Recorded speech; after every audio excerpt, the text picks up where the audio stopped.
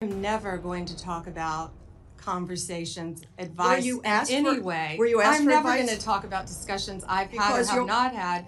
This morning, everything changed. After 18 months of silent investigation, authorities finally confirmed what no one was ready to believe. A nonprofit organization operating openly in Minneapolis, trusted by officials, funded by government programs, and praised by the community, was never a charity. It was a cover, a front for something far darker. Between early 2023 and February 2026, over $210 million in illegal drug money flowed through this organization, hidden behind fake construction projects, fabricated relief programs, and carefully crafted humanitarian lies. At the center of it all, Marcus Tillman, a respected leader, a public figure, a man with deep political connections. But behind the image, he wasn't helping communities. He was running one of the most advanced cartel money laundering networks ever uncovered inside the United States. And what investigators discovered changes everything. Because this isn't about border crime anymore. This is about neighborhoods, city offices, institutions people trust every day. And the truth is, it goes deeper than anyone imagined. It didn't start with a whistleblower. It started with a pattern. In late 2024, a financial analyst noticed something strange. A small nonprofit receiving repeated cash donations, always under $10,000. $5,000, $7,000, $9,999. Over and over again, just below the legal reporting limit. At first glance, it looked normal, but it wasn't. When records were checked, the donors didn't exist. Fake identities, fake addresses, fabricated lives. That single discovery triggered a chain reaction and opened the door to something massive. March 2nd, 2026. 4:17 a.m. Minneapolis is silent. Frozen. Still. But just blocks from downtown, over 200 federal agents move into position. SWAT teams. Armored vehículos. Helicopters circling above. This isn't a raid. It's a takedown. At exactly 4:32 a.m., everything explodes into motion. Doors shattered. Flashbangs detonated. Agents flood the building. What they expected to be empty wasn't. Within seconds, suspects are on the ground. And what agents find inside is beyond anything they imagined. Stacks of cash, hidden in filing cabinets. Boxes of prepaid cards loaded with thousands.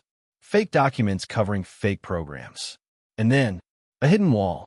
Behind it, reinforced compartments filled with vacuum-sealed money. Millions, tens of millions. By the end of the search, over $42 million in cash is pulled from a single location. But that was just the beginning. Across the city, more locations are hit at the same time. Warehouses, churches, homes. Everywhere agents go, the same story. Cash. Drugs, fake operations.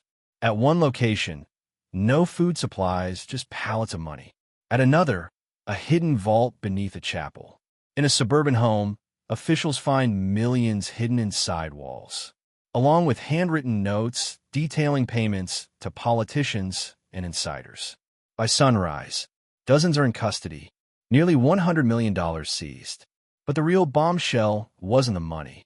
It was the data. Inside a seized server, investigators uncover something called Solstice Protocol, a digital map of the entire operation. Shell companies across multiple states. Fake businesses moving money in small, invisible streams. A system designed to never raise suspicion. Money came from cities across the Midwest, moved through trucks disguised as legal business, cleaned inside the nonprofit, and sent across the world. But it didn't stop there. This wasn't just financial. It was operational. Tillman wasn't just laundering money. He was coordinating cartel activity. Routes, safe houses, deliveries, and even more disturbing, payments to public officials, bribes, protection money, silence. Emails revealed direct communication with high-level contacts, approving expansions, bypassing inspections. This wasn't corruption. This was control. Within days, the operation expanded. Over 1,000 agents Dozens of coordinated raids. Drug labs discovered. Trafficking victims rescued. Massive narcotic seizures. Entire networks collapsed in hours. At the center of it all, Marcus Tillman, arrested quietly, calm, silent, as everything he built crumbled. Now, the fallout is just beginning. Officials exposed. Officers arrested. Systems shaken. Millions in bribes uncovered. Institutions compromised from the inside. This wasn't just crime. This was infiltration. A long-term strategy to take control silently, patiently, completely. And maybe the most disturbing part, it worked. For years, without anyone noticing. This isn't just one story. It's a warning. Because modern organized crime doesn't always look violent. Sometimes